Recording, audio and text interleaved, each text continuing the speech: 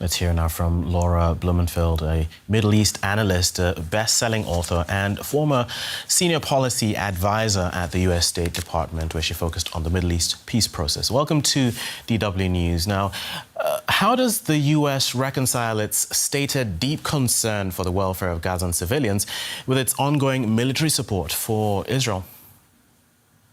A deep concern indeed. I mean, this is one of these examples where the law of unintended consequences in war creates some just disastrous consequences. As the White House said today, although we understand and recognize that Israel needs to target terrorists, that they're deeply concerned, and that Israel needs to take more precautions to protect civilians. From the American point of view, what they're using this for, hopefully, is to kind of give some more momentum for the ceasefire hostage deal, that it kind of underscores the urgency. It's kind of a now or never time, which is why we're hoping to have a kind of diplomatic train of representatives from the United States with this August 15th date set for this week to finally bring the parties to the table and reach agreement. But when it comes to putting pressure on Israel, has the U.S. lost its opportunity now to push Israel to changing course? In a very sad and tragic way, today's event gives the United States additional leverage and pressure, because while there is this tragedy that took place this morning in Gaza, there's another disaster looming on their northern border with Hezbollah. Israel understands that they need the United States to back them up right now while they're standing and bracing for retaliatory attacks from both Iran and Hezbollah. They're heavily dependent on the United States for weapons and other assets, intelligence. So what, in the best case scenario, this morning's event can do is to create some kind of momentum and incentive for the United States to say to Israel, look, we need some concessions from you to reach that ceasefire in Gaza. You need us more, in fact, than we need you at this point. And Netanyahu, it's time to seal the deal. That's the best case scenario. But do you think the Israeli government is interested in a ceasefire agreement at this stage? It's fascinating. They would welcome a kind of hostage release, right, and security. And the question until now has been, you can't have both. Netanyahu has been saying, we must pursue this war to the very end. And we can't stop short of and agree to a hostage deal if that limits us.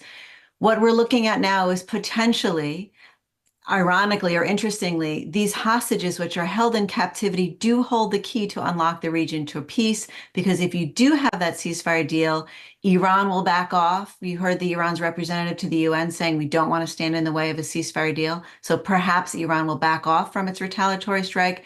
Hezbollah, I don't know if we can stop that train, but it's our best chance. And of course, the war with Hamas would at least come to a pause, if not a final resolution.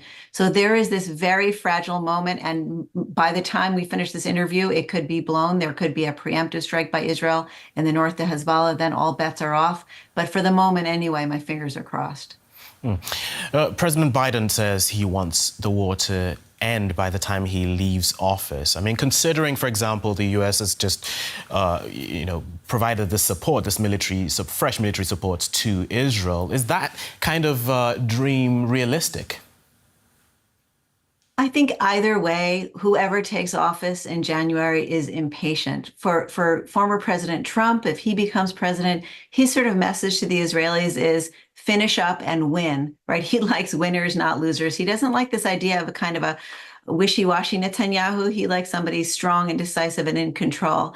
And then the same thing for the Harris campaign. It's slightly different. They're saying, we set down this red line in Rafah months ago. That turned out to be our finish line. We would like it to end without the kind of pressure for this absolute victory. Take the win. You've accomplished enough. It's time to move forward. So I think either way, there's an impatience in Washington with Israel, and Netanyahu realizes that, which is why these kind of final string of assaults, somebody asked me, are these, in basketball terms, are these warm-up shots or are they buzzer beaters before game over? And I think and I believe that the reason why the Israelis have been in this kind of blitz of assassinations is they're sensing that this is their last chance. Go big and then go home. Okay. Middle East analyst Laura Blumenfeld, thank you.